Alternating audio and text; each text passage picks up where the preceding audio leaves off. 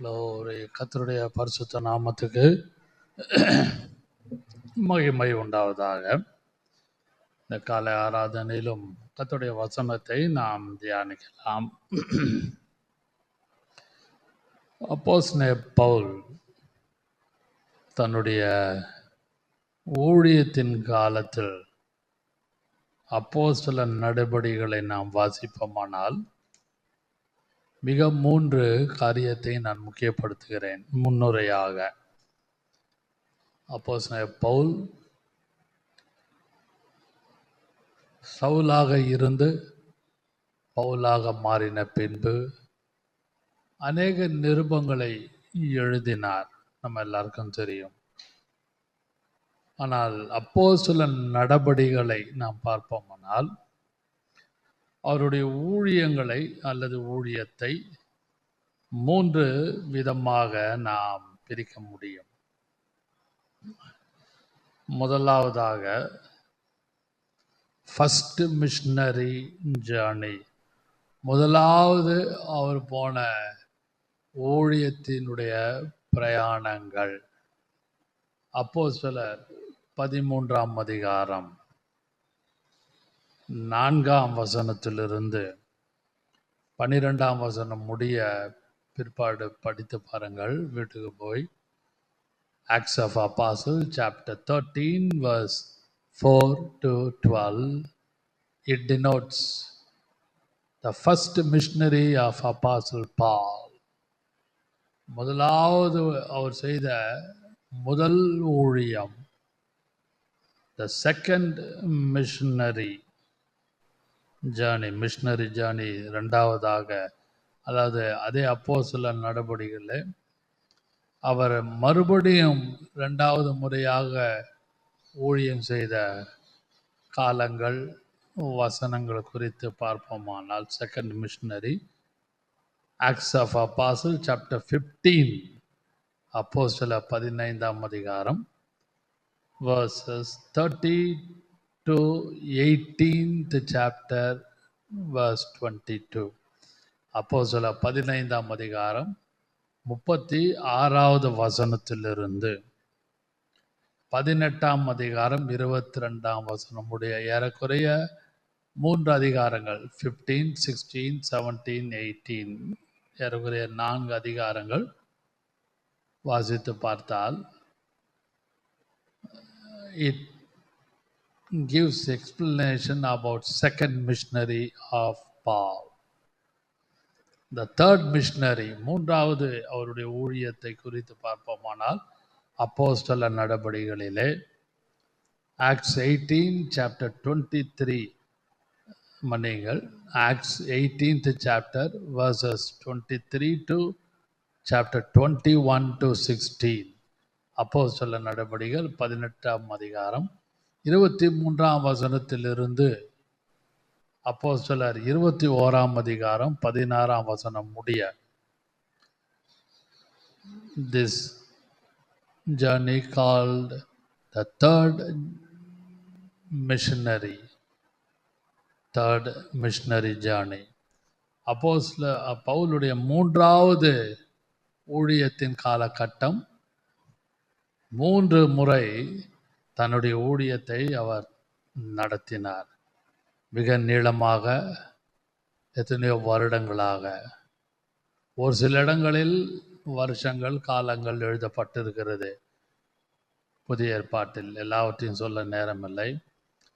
First missionary journey, second missionary journey, third missionary journey, இந்த 3 அந்த ஊழிய காலங்கள் நான் ஏற்கனவே சொன்னேன்.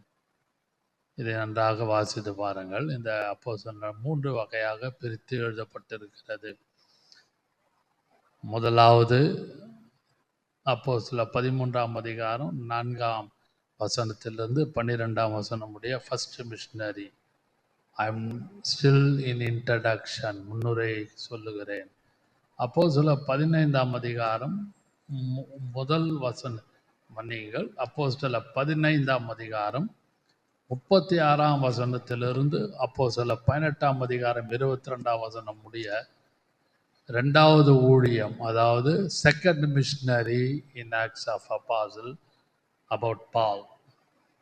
தேர்ட் மிஷனரி ஜேர்னி அப்போஸ்தலர் 18ஆம் அதிகாரம் 23ஆம் வசனம் முதல் 21ஆம் அதிகாரம் 16ஆம் வசனம் முடிய த தேர்ட் மிஷனரி, மூன்றாவது ஊழியத்தை குறித்து எழுதப்பட்டிருக்கிறது.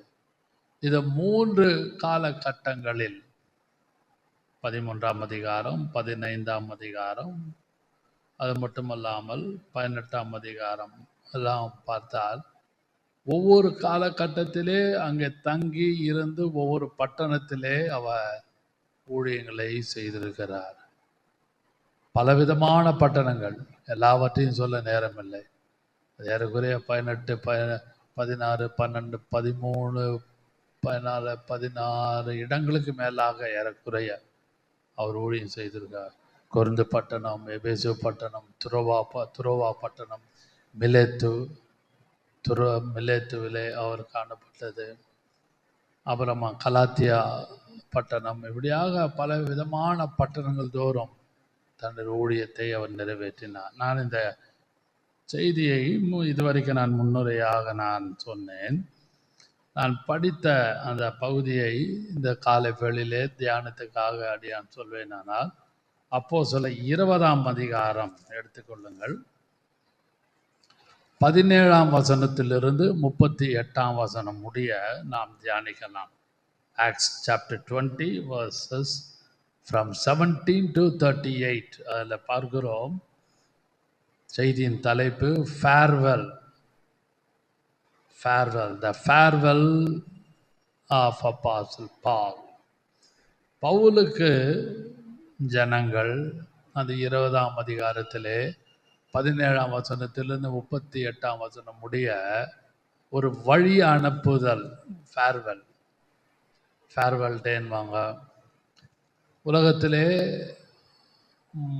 நாம் பார்க்கிறோம், ரிட்டையர் ஆன பிறகு, விஆர்எஸ் கொடுத்த பிறகு, அல்லது சில காரியங்களில் ஃபேர்வெல் பார்ட்டி வைப்பாங்க. ஃபேர்வெல், அதாவது இவ்வளோ சிறப்பாக செஞ்சுருக்காரு, அல்லது எங்ககிட்ட இவ்வளோ நாள் தங்கியிருந்தார், எங்களை விட்டு அவர் பிரிந்து போகிறார், தன்னுடைய இடத்துக்கு போகிறார் என்று சொல்லி அவருக்கு வழியை அனுப்புகிற ஒரு படலம்தான் ஃபேர்வெல் என்று நாம் அழைப்பது உண்டு. அது அப்போஸ்தலர் பவுலை குறித்து 20ஆம் அதிகாரம் 17ஆம் வசனத்திலே முதலாவதாக வாசியுங்கள். மிலேத்துவிலிருந்து அவன் எபேசுவுக்கு ஆள் அனுப்பி சபையின் மூப்பரை வரவழைத்தான். அவனிகள் ஃப்ரம் மிலட்டஸ், அங்கிருந்து எல்லாரையும் பவுல் என்ன பண்ணுறாரு, எபேசுக்கு ஆள் அனுப்பி, இந்த காலவெளியிலே எபேசு பட்டணத்துக்கு அவர் செய்த சில காரியங்கள், அவர் இருந்த நாட்களை குறித்து நாம் வாசிக்க முடியும். நான் இந்த அப்போஸ்தலர் பவுல் இந்த 20ஆம் அதிகாரத்தை நான் படித்த பொழுது, பவுல் மேடான அந்த வழியாக எபேசுக்கு வந்தார். 19ஆம் அதிகாரம் 1வது வசனம். அப்போஸ்தலர் 19ஆம் அதிகாரம் 1வது வசனம். அப்பல்லோ என்பவன் கொரிந்து பட்டணத்திலே இருக்கையில் பவுல் மேடான தேசங்கள் வழியாய் போய் எபேசுவுக்கு வந்தான். அங்கே சில சீஷரை கண்டு, போதும் கவனிகள், அவர் மேடான அந்த பிரதேசம் வழியாக அப்படி சுற்றிக்கிட்டு வர்றாரு. அதாவது இங்கிலீஷில் சொன்னால் டெட்டோர், DETOUR, டெட்டோர், அப்படி மாற்றுப்பாதையாக சுற்றி வருகிறதை நாம் பார்க்கிறோம். இதெல்லாம் நீங்கள் பைபிள் அட்லஸ் மற்ற காரியங்களை கம்பேர் பண்ணி படித்தீங்கன்னால் அது உங்களுக்கு விளங்கும் என்று நான் நம்புகிறேன், விசுவாசிக்கிறேன். இந்த சம்பவத்தை மிலேத்துவில் அவர் வந்து எபேசுக்கு ஆள் அனுப்பி சபையின் மூப்பர் எல்லாரையும் கூப்பிடுகிறார். 35வது வசனம் வாசியுங்கள். அப்போஸ்தலர் 20:35. அதான் முக்கியமாக, இப்படி பிரயாசப்பட்டு பலவீனரை தாங்கவும் வாங்குகிறதை பார்க்கிலும் கொடுக்கிறதே பாக்கியம் என்று கர்த்தராகிய இயேசு சொன்ன வார்த்தைகளை நினைக்கவும் வேண்டும் என்னும் எல்லா விதத்திலையும் உங்களுக்கு காண்பித்தேன் என்றான். கவனிங்கள், இப்படி பிரயாசப்பட்டு பலவீனரை தாங்கவும் சொல்லிட்டு இயேசு சொன்ன வார்த்தை, வாங்குவதை பார்க்கிலும் கொடுப்பதே நலம். அதாவது அந்த எபேசு பட்டணத்தாருக்கு அல்லது எபேசில் உள்ளவர்களுக்கு ஆள் அனுப்பி மிலேத்துவிலிருந்து வரவழைத்து 20ஆம் அதிகாரம் 17ஆம் வசனத்தின்படி he called all the elders, மூப்பர்கள் எல்லாரையும் வரவழைத்து, நீங்கள் ஊழியத்துக்காக கர்த்தருக்காக பிரயாசப்பட்டு கொடுப்பதை, இயேசு சொன்ன வார்த்தை, அவனுடைய வார்த்தை அல்ல, அவனுடைய பிரசங்கம் அல்ல, பவுலுடைய பிரசங்கம் அல்ல, அவராக ஏதோ மனதில் வைத்து கொண்டு எனக்கு இந்த ஊழியத்துக்கெல்லாம் இவ்வளோ கஷ்டப்படுறேன், கப்பலில் போகிறேன் வரேன், நான் இவ்வளோ பிரயாணத்தில் கடலில் அலசடி படுகிறேன், புயலும் காற்றும் இருக்கிறது, எனக்கு உதவி செய்யுங்கள் என்று அவர் சொல்லவில்லை. 35ஆம் வசனம் எதை காட்டுகிறது? அவன் இப்படியாக பிரயாசப்பட்டு, அந்த வசனத்தை 35 அந்த இடத்துல நாம் பார்ப்போமானால், பரிசுத்த ஆவியான பவுலை கொண்டு எழுதின அந்த வார்த்தையை நாம் பார்ப்போமா? 35ஆம் வசனத்தில் ஒரு வார்த்தை, இயேசு சொன்ன வார்த்தை, இப்படி பிரயாசப்பட்டு பலவீனரை தாங்கவும். அவனைகள் ஊழியத்திலும் நம்மளுடைய ஆவிக்குரிய ஜீவியத்திலும் நம்மளோடு கூட வாசம் பண்ணுகிறவர்கள், தெரிந்த விசுவாசிகள் எவ்வளோ பேர் பலவீனமாக இருப்பாங்க. பலவீனம்னா சிக்னஸ் அல்ல, அதுவும் உள்ள அடங்கும் ஒரு விதமான ஒரு அர்த்தம் தான் weakness.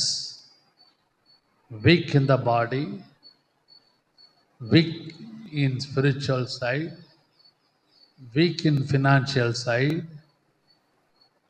Weak in all circumstances. எல்லா சூழ்நிலையிலும் பலவீனமாக இருப்பாங்க.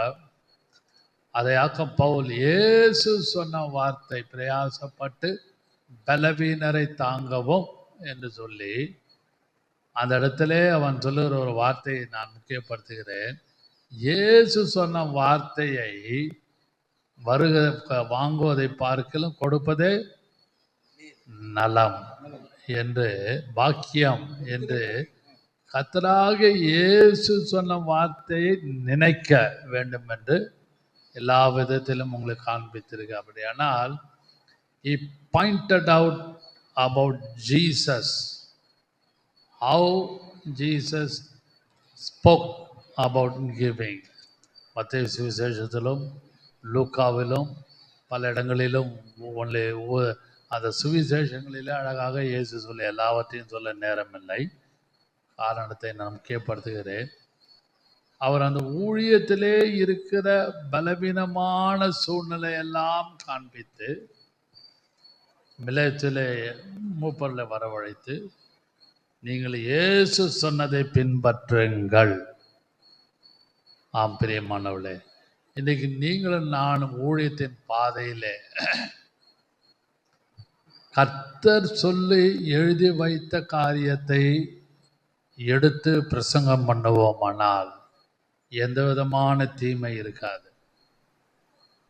நம்மளா யோசித்து காயின் பண்ணி, எனக்கு இது வேண்டும் அது வேண்டும், ஊழியத்துக்கு இப்படியெல்லாம் தேவை அப்படியெல்லாம் தேவை என்று கேட்டு வாங்குவது அந்த அளவுக்கு சரியல்ல. வசனத்தின்படி பேசுகிறேன், கவனிங்கள். அதே வசனம் பைபிள் சொல்றது, நீ இஸ்ரவேல் ஜனங்களிடத்திலே நீ கேட்டு வாங்குன்னு இருக்கு வசனம். யாத்திராமத்தில் ஆசரிப்பு கூடாரத்தை கட்டுவதற்கு கர்த்தர் மோசையோடு சொல்றாரு. அந்த மத்திய யாத்திரம் 25 அதிகாரத்தான் அப்புறம் படிச்சு பாருங்க. நீ கேட்டு வாங்கு. அந்த டேபர்னாக்கிள், பில்டிங் த டேபர்னாக்கிள், அந்த ஆசரிப்பு கூடாரத்தை கட்டுவதற்கு ஜனங்களிடத்துல வெள்ளியம் பண்ணி கேட்டு வாங்க அப்படி இருக்கு. ஆனால் இயேசு தன்னுடைய காலத்தில் சொல்லும் பொழுது கொஞ்சம் ரிவர்ஸாக சொன்னார். வாங்குவதை பார்க்கிலும் கொடுப்பதே நலம், பாக்கியம். அப்படியானால் இந்த கிருபையின் காலத்திலே நானும் நீங்களும் கர்த்தருக்காக நாம் செய்ய வேண்டும். அதான் கவனியுங்கள். இதை நான் முக்கியப்படுத்துகிறேன். இயேசு சொன்ன வார்த்தை கொடுப்பது, கிவிங். எப்படியெல்லாம் கொடுக்கணும்னு சொல்லிக்காரு. அமுக்கி குலுக்கி சரிந்து விழும்படிக்குன்னு இருக்குது. பவுல் அதை தன்னுடைய எபேசு ஜனங்களுக்கு, எபேசு ஜனங்களுக்கு அல்லது எல்டர்ஸ் ஆஃப் த எபேசியன், அந்த மூப்பர்களுக்கு புத்திமதி சொல்லுகிறான். நான் செய்தியை குறித்து நான் சொல்வேனானால், இந்த பகுதி 17ஆம் அதிகாரம், அப்போஸ்தலர் 20ஆம் அதிகாரம் 17ஆம் வசனத்திலிருந்து 38ஆம் வசனம் முடிய பொறுமையாக வாசித்து பாருங்கள். அந்த இடத்துல பவுல் 4 காரியத்தை முக்கியப்படுத்துகிறார். மிலத்துவிலே, அதை மிலட்டஸ், அதை மிலத்துவிலே பார்ப்போமானால் மூப்பர்களை வரவழைத்து 4 காரியத்தை அவர் முக்கியப்படுத்துகிறார். இன்னைக்கு நீங்களும் நானும் இந்த காலவேளையிலே கர்த்தர் நமக்கு கிருபை தருவாராக. அவர் முதலாவது கடந்த காலத்தை குறித்து முக்கியப்படுத்துகிறார். அப்போஸ்தலர் 17ஆம் அதிகாரம் 20ஆம் அதிகாரம் 17ஆம் வசனத்திலிருந்து 38ஆம் வசனம் முடிய தியானித்து கொண்டிருக்கிறோம். The title of the message is farewell, வழி அனுப்புதல். பவுலை அந்த மிலேத்திலிருந்து ஜனங்கள் அங்கே மூப்பர்களெல்லாம் எபேசு பட்டணத்து ஆள் அனுப்பி வரவழைத்து எல்லாரும் அவன் கப்பல் ஏறி போவதற்கு ஒரு ஃபேர்வெல், ஒரு வழி அனுப்புதல் என்ற ஒரு சப்ஜெக்ட், என்ற தலைப்பிலே நான் கர்த்தருடைய வசனத்தை நான் பேசுகிறேன். ஃபேர்வெல். அப்படி அந்த இடத்துல அந்த சம்பவத்தில் பார்க்கும் பொழுது முதலாவதாக 17 அப்போஸ்தலர் 20ஆம் அதிகாரம் 17ஆம் வசனத்திலிருந்து 21ஆம் வசனம், 17, 18, 19, 20, 25 வசனங்கள், சாப்டர் 23, ஆக்ட்ஸ் ஆஃப் அப்போஸ்தலர் சாப்டர் 20, 17 to 21 படிச்சிங்கன்னா அந்த 5 வசனத்தில் பால் கேவ் இஸ் பெஸ்ட் அட் எஃபேசஸ். அவன் நல்ல சிறப்பானதை அவன் கொடுக்கிறான். The past experience. 17ஆம் வசனம் 18ஆம் வசனத்தை வாசியுங்கள். அவர்கள் தன்னிடத்திலே வந்து சேர்ந்த பொழுது அவன் அவர்களை நோக்கி, நான் ஆசியா நாட்டிலே வந்த முதல் நாள் தொடங்கி எல்லா காலங்களிலும் உங்களுடனே இன்ன விதமாய் இருந்தேன் என்பதை நீங்கள் அறிந்திருக்கிறீர்கள். அதாவது உங்களோட தங்கின நாள் தொடங்கி உங்களுடனே இன்ன விதமா இப்படியெல்லாம் நான் இருந்தேன் என்பதை அறிந்திருக்கிறீர்கள். அதான் சொன்னேன், past. The Paul gave his best at Ephesus சொல்லும்போது எப்படிலாம் நான் உங்களோடு இருந்தேன் என்பதை அறிந்திருக்கிறீர்கள், உங்களோட தங்கின நாள் தொடங்கி. அடுத்தபடியாக 13ஆம் வசனத்தில் வசனம் சொல்லுகிறது, வாசிக்கலாம். 19ஆம் வசனம், அப்போஸ்தலர் 20:19. வெகு மனத்தாழ்மையோடும் மிகுந்த கண்ணீரோடும் யூதருடைய தீமையான யோசனைகளால் எனக்கு நேரிட்ட சோதனைகளோடும் நான் கர்த்தரை சேவித்தேன். நான் சேவித்தேன். அதான் சொன்ன பாஸ்ட் டென்ஸ். கடந்த காலத்திலே நான் உங்களோடு கூட எப்படி இருந்தேன், எப்படிலாம் இருந்தேன் அறிந்திருக்கிறீர்கள். உங்களோடு தங்கின நாட்கள் முழுவதும் என்னை குறித்து அறிந்திருக்கிறீர்கள். அது மட்டுமல்லாமல் தாழ்மையோடும் கண்ணீரோடும் யூதர்கள் மூலமாக எனக்கு நேரிட்ட தீமையான காரியங்கள், யோசனைகள் எல்லாவற்றிலும் நான் கர்த்தரை சேவித்தேன். அப்படியானால் 21ஆம் வசனத்திலே பார்ப்போமானால், தேவனிடத்திற்கு மனம் திரும்புங்கள் குறித்தும் நம்முடைய கர்த்தராகிய இயேசு கிறிஸ்துவை விசுவாசிப்பதை குறித்தும் நான் யூதருக்கும் கிரேக்கருக்கும் சாட்சியாக அறிவித்தேன். யூதர்கள் மத்தியிலிருந்து அவனுக்கு ஆப்போசிஷன் வந்தாலும் அவன் எல்லாவற்றையும் ஒரு சாட்சியாக அறிவிக்கிறான். அறிந்திருக்கிறீர்கள், சேவித்தேன், அறிவித்தேன். இந்த மூணும் பாஸ்ட் டென்ஸ். அதான் சொன்னேன், அவனுடைய தன்னுடைய அந்த இடத்தை விட்டு போவதற்கு முன்பாக ஃபேர்வெல், ஜனங்கள் வழி அனுப்புவதற்கு முன்பாக அங்கே என்ன சொல்கிறான், அந்த பவுல் சொல்லுகிற வார்த்தை என்ன சொல்கிறார் அவர்? அறிந்திருக்கிறீர்கள் 18ஆம் வசனம்.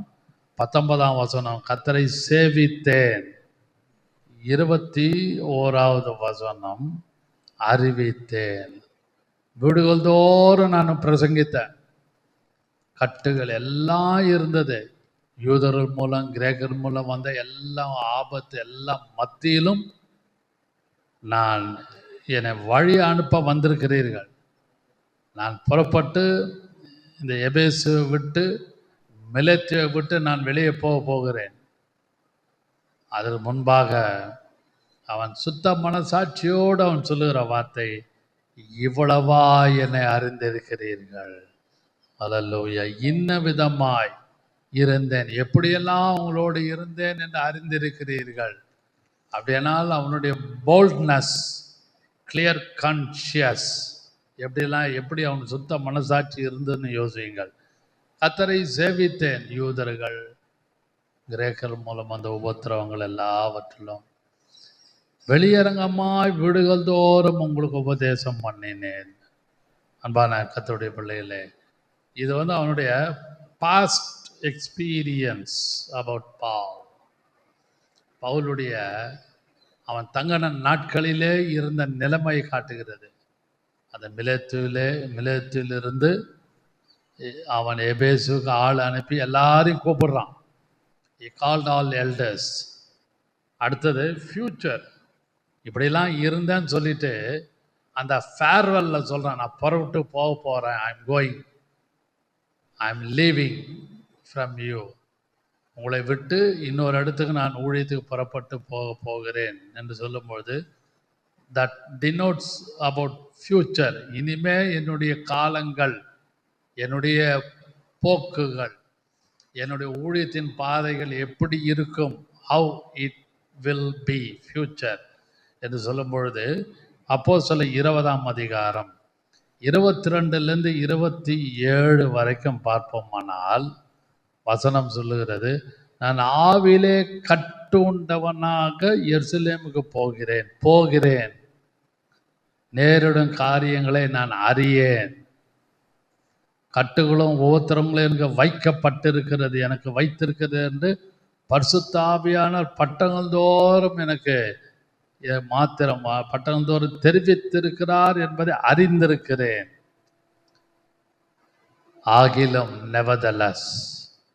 ஆகிலும் ஒன்றை குறித்து நான் கவலைப்படேன். 24ஆம் வசனம் வாசியுங்கள். ஆகிலும் அவைகளில் ஒன்றை குறித்தும் கவலைப்படேன், என் பிராணனையும் நான் அருமையாக எண்ணேன், என் ஓட்டத்தை சந்தோஷத்தோடு முடிக்கவும் தேவனுடைய கிருபையின் சுவிசேஷத்தை பிரசங்கம் பண்ணும்படிக்கு நான் கர்த்தராக இயேசுவினிடத்தில் பெற்ற ஊழியத்தை, the ministry which I received from Jesus, நிறைவேற்றவும் இயேசுவினிடத்திலிருந்து பெற்ற ஒரு ஊழியத்தை விரும்புகிறேன்.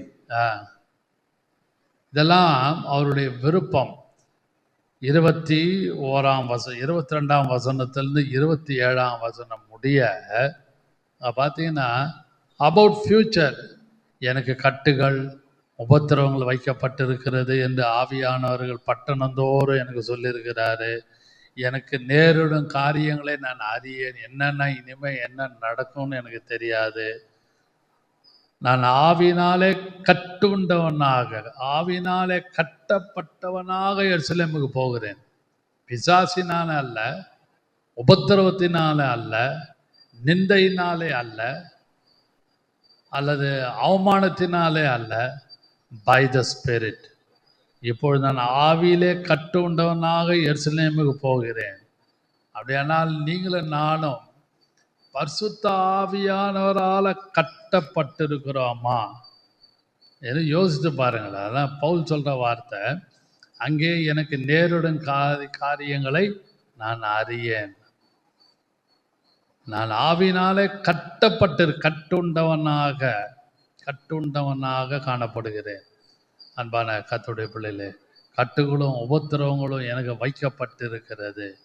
இதெல்லாம் அவருடைய ஃப்யூச்சர்.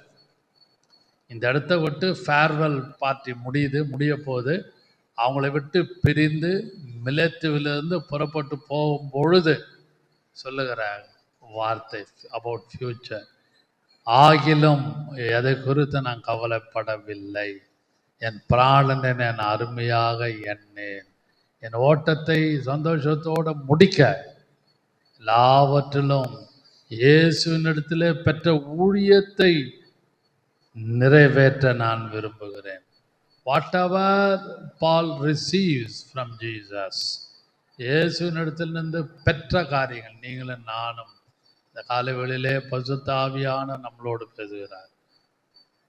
கர்த்தரிடத்திலிருந்து என்னென்ன ரிசீவ் பண்ணியிருக்கோம். இந்த இடத்துல regarding about ministry E spoke. ஆனாலும் நான் ஊழியக்காரன் உங்களை சொல்லுகிறேன், இந்த கிருபையின் காலத்திலே இயேசுவினிடத்திலிருந்து பெற்ற காரியங்கள், what we received from Jesus, healing, health, happiness, இதெல்லாம் யோசிங்க. ஜாய், இதெல்லாம் யோசித்து பாரு. மகிழ்ச்சி, எல்லாவற்றிலும் கர்த்தர் நமக்கு வேண்டியதெல்லாம் கொடுத்திருக்கிறார். whatever we all received from Jesus, எல்லாவற்றையும் நம்ம பெற்றிருக்கிறோம் இயேசுவின் இடத்துல. இந்த இடத்துல ஊழியத்தை குறித்து சொல்லுகிற வார்த்தை, இயேசுவின் இடத்துல பெற்ற ஊழியம். அது ஒரு வேற ஆங்கிள். நான் அந்த பெற்ற என்ற வார்த்தை, ரிசீவ்ட் என்ற வார்த்தையை முக்கியப்படுத்துகிறேன். எதெல்லாம் நாம் பெற்றுக்கிறோம்? We received salvation, we received taken baptism, we received the Holy Spirit, we received happiness, joy, we received fruitfulness, ஆவியின் கனியாக அன்பு, தாழ்மை, பொறுமை, நீடிய பொறுமை, சாந்தம், எல்லாவற்றையும் நாம் we received spiritual qualities, ஆவிக்குரிய குணாதிசயங்களை பெற்றிருக்கிறோமா இல்லையா? யோசித்து பாருங்க. டோட்டலாக ஒரே வார்த்தை தான், ஐ received from Jesus, I received from Jesus, இயேசுவின் இடத்திலிருந்து நான் பெற்றேன், ஊழியத்தை பெற்றுக்கொண்டேன். நான் உங்களுக்கு சொல்ற ஒரு வார்த்தை, ஊழியக்காரனாக நான் பெற்ற ரிசீவ்ட் என்ற வார்த்தையை முக்கியப்படுத்துகிறேன். எதெல்லாம் நாம் ரிசீவ் பண்ணியிருக்கோம்? சுகம், பலன், ஆரோக்கியம், ஆவின் கனி எல்லாவற்றையும், ஆவின் கனியாகிய 9 கர்த்தர் நம்ம கொடுத்துருக்கிறார். அதெல்லாம் நம்ம பெற்றிருக்கிறோம். நாம் அப்பியாசப்படுத்துகிறோமா? இந்த திருவந்த நாளிலே அவரிடத்திலிருந்து பெற்ற காரியங்களை யோசியுங்கள். கர்த்தர் நமக்கு வேண்டிய கிருபையும் சமாதானத்தையும் எல்லாவற்றையும் கர்த்தர் கொடுப்பாராக. ஹல்லேலூயா. நீங்கள் நானும் நன்றாக இதை விளங்கி யோசிக்க வேண்டும். ஆகையினாலே அவர் 27ஆம் வசனத்தில் சொல்லுகிறார், எல்லாருடைய இரத்த பழிக்கும் நீங்கி நான் சுத்தமாய் இருக்கிறேன் என்பதற்கு உங்களை இந்த தினத்தில் சாட்சியன். I was clean hand before you. உங்களுக்கு முன்பாக, ஓ எபேசு சபை விசுவாசிகளே, உங்களுக்கு முன்பாக my hands are clean, my mind was clean, my body is clean, my spiritual activities, my spiritual things are clean. ஹல்லேலூயா. இதெல்லாம் நீங்களும் நானும் நன்றாக விளங்கிக் கொள்ள வேண்டும். நானும் நீங்களும் இந்த வசனத்தை யோசிக்க வேண்டும். தேவனுடைய ஆலோசனையில் ஒன்றை குறித்து நான் மறைத்து வைக்காமல் எல்லாவற்றையும் அறிவித்தபடினாலே இந்த இரத்த பழிக்கு நான் நீங்களாக இருக்கிறேன். அதுக்கு வேண்டிய கிருபை செய்வாராக. மூன்றாவதாக, முதலாவது பாஸ்ட், ரெண்டாவது ஃபியூச்சர். பாஸ்ட்ன்னு சொல்லும்பொழுது அப்போஸ்தலர் 20ஆம் அதிகாரம் 17-21 அபவுட் ஃபியூச்சர். ரெண்டாவது பாயிண்ட்டு அப்போஸ்தலர் 20ஆம் அதிகாரம் 22-27. மூன்றாவது த ப்ரெசண்ட், நிகழ்காலம். அதை அப்போஸ்தலர் 20ஆம் அதிகாரம் 28-31 முடிய, 28-31 முடிய பார்த்தீங்கன்னா 28 வாசியுங்கள். ஆகையால் உங்களை குறித்தும் தேவன் தம்முடைய சுய இரத்தத்தினாலே சம்பாதித்துக் கொண்ட தமது சபையை மேய்ப்பதற்கு பரிசுத்த ஆவியை உங்களை கண்காணிகளாக வைத்த மந்தை முழுவதையும் குறித்தும் எச்சரிக்கையாக இருங்கள். அடுத்த வசனம் ரொம்ப முக்கியம், வாசியுங்கள். நான் போன பின்பு மந்தையை தப்ப விடாத கொடிதான ஓநாய்கள் உங்களுக்குள்ளே வரும். போதும், கவனிங்கள். நான் போன பின்பு, after I go, after I depart from you, நான் உங்களை விட்டு போன பின்பு நீங்கள்லாம் இங்கே தான் இருக்க போறீங்க. அதான் ப்ரெசண்ட். நீங்கள் இந்த இடத்துல அப்படியே you will be present here. நீங்கள் இங்கே தான் இருக்க போறீங்க விசுவாசிகளே. நான் போன பின்பு கொடிதான ஓநாய்கள் உங்களை சந்திக்கும். தப்ப விடாத, மந்தையை தப்ப விடாத ஓநாய்கள் வரும். அதாவது அந்த இடத்துல நீங்கள் எப்படிலாம் இருக்க வேண்டும். 30ஆம் வசனம் வாசியுங்கள். உங்களிலும் சிலர் எழும்பி சிலர் சீஷர்களை தங்களிடத்திலே இழுத்து கொள்ளும்படி மாறுபாடானவர்களை போதிப்பார்கள் என்று மாறுபாடான சில உபதேசங்கள் வந்து போதிப்பாங்க. இன்னைக்கு உலகம் முழுவதும் பார்த்தீங்கன்னா இந்த யூடியூபை வச்சுக்கிட்டு ஏதேதோ உபதேசங்கள் அதை நம்மளால் தாங்க முடியல, சகிக்க முடியல, புதுசு புதுசாக இருக்குது. தேர் ஆல் ப்ரொஜெக்டிங் தெம்செல்ஃப் வயா த்ரூ யூடியூப். தப்பு இல்லை, ப்ராப்பராக யூஸ் பண்ணால் சரி. தங்களையே அவங்க காமிக்கிறாங்க, பர்வெட்டாக, மாறுபாடாக, எதையோ வசனங்களை தாறுமாறாக சொல்லி கொடிதான ஓநாய்களை போல யூடியூப்ல தங்களை காமிக்கிறாங்க. இது வசனத்தின்படி நான் பேசுகிறேன். இந்த லேட்டஸ்ட் டெக்னாலஜியை வச்சுக்கிட்டு இந்த வசனத்தின்படி யோசியுங்கள். நான் போன பின்பு, பவுல் சொல்றேன், நான் போன பின்பு கொடிதான ஓநாய்கள் மந்தையை தப்ப விடாமல் கெடுப்பதற்கு உள்ளே வரும். அப்படியானால் இன்றைக்கு ப்ரெசன்ட் வேர்ல்டு நீங்கள் போய் தான் கெடுக்கணும்னு இல்லை. ஒரு ஊழியத்தை இங்கேருந்து கார் எடுத்துன்னு போயோ, 2 வீலரில் போயோ, விடுவிடாக போய் கெடுக்க வேணாம். இருக்கிற இடத்துலேருந்து உங்களுடைய செல்ஃபோனை வச்சுக்கிட்டு உங்களுக்கு கிடைக்கிற ஏதோ விளக்கத்தை வச்சு பேசி அநேக ஆவிக்குரிய கிறிஸ்தவர்களை கொடிதான ஓநாய்கள் யூடியூப் மூலமாக கெடுத்து கொண்டிருக்கின்றன. இதை பார்த்து கேட்டு கொண்டிருக்கிற ஆழமான விசுவாசிகள், முழங்கால் அளவு, இடுப்பளவு, நீச்சல் அளவுள்ள விசுவாசிகள் மிக கவனமாய் இருந்து கர்த்தருடைய வசனத்திலே நீங்கள் உறுதியாக இருக்க வேண்டும் என்று அன்பாக பட்சமாக ஊழியக்காரன நான் உங்களை கேட்டுக்கொள்ளுகிறேன். அடுத்தபடியாக கடைசியாக வாசிக்கலாம். அப்போஸ்தலர் 20ஆம் அதிகாரம் 32ஆம் வசனத்திலிருந்து 35ஆம் வசனம் முடிய, ஏறக்குறைய 35ஆம் வசனம் முடிய, இல்லாது 38 வரைக்கும் வாசிக்கலாம், தப்பு இல்லை, வாசிக்க வேண்டாம், உங்களுக்கு நான் சொல்லுகிறேன். அப்போஸ்தலர் 32 38 முடிய அது வந்து பெனடிக்ஷன், ஆசீர்வதிக்கிறான். ஆசீர்வாதத்தின் வார்த்தைகளை Paul gives his blessing to all. வாசியுங்கள் 32ஆம் வசனம். இப்பொழுதும் சகோதரரே, நீங்கள் பக்தி விருத்தி அடையவும் பரிசுத்தமாக்கப்பட்ட அனைவருக்குள்ளும் உங்களுக்கு சுதந்திரத்தை கொடுக்கவும் வல்லவராய் இருக்கிற தேவனுக்கும் அவருடைய கிருபையுள்ள வசனத்துக்கும் உங்களை ஒப்பு கொடுக்கிறேன். அடுத்த வாசிகள். ஒருவனுடைய வெள்ளியை ஆகிலும் பொன்னை ஆகிலும் வஸ்திரத்தை ஆகிலும் நான் இச்சிக்கவில்லை. வாசிங்க.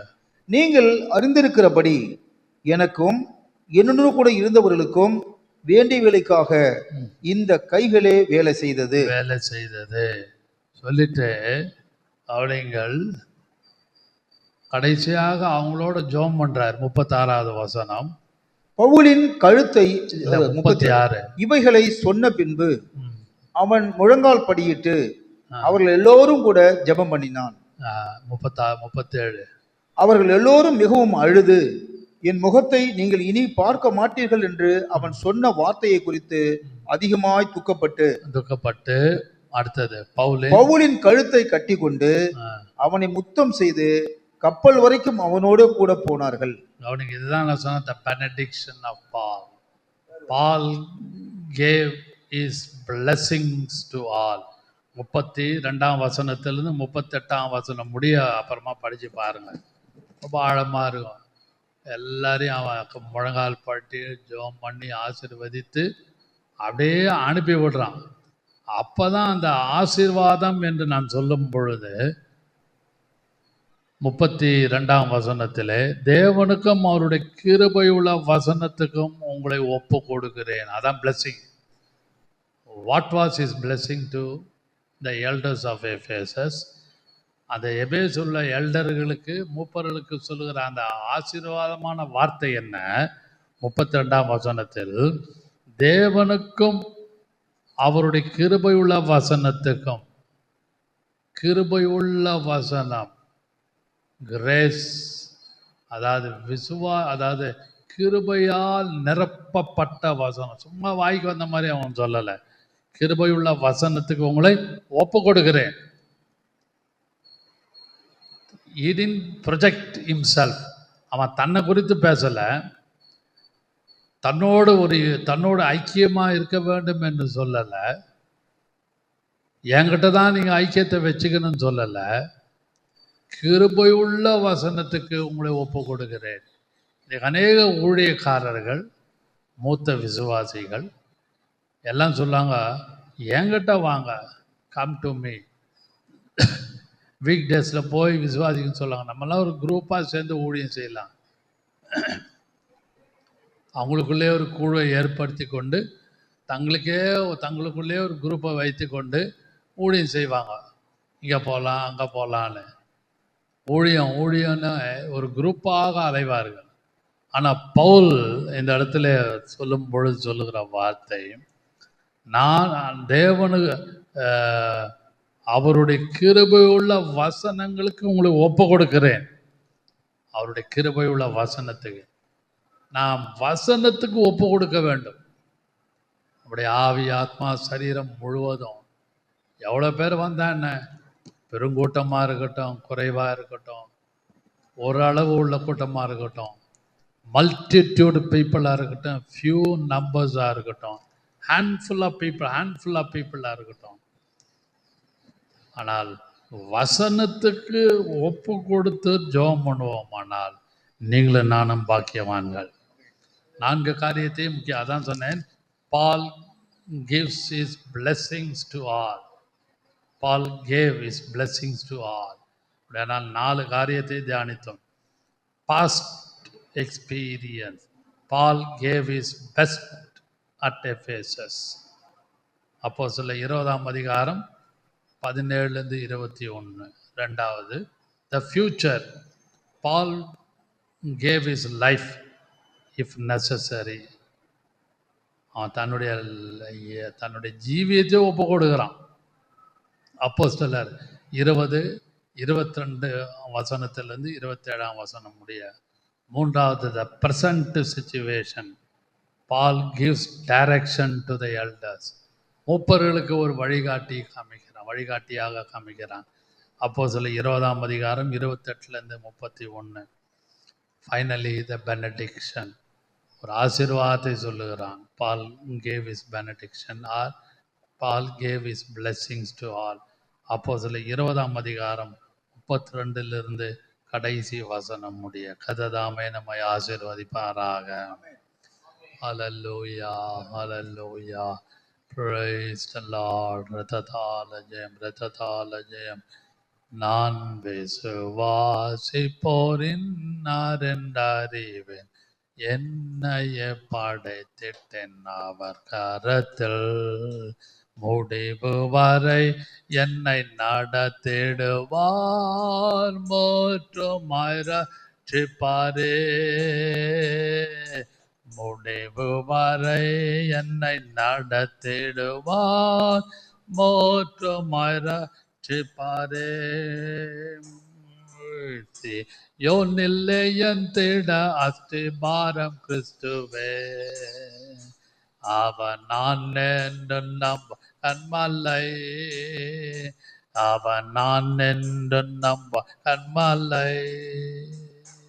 அன்பின் பிதாவே, இந்த நாளில் எங்களை தாழ்த்துகிறோம்.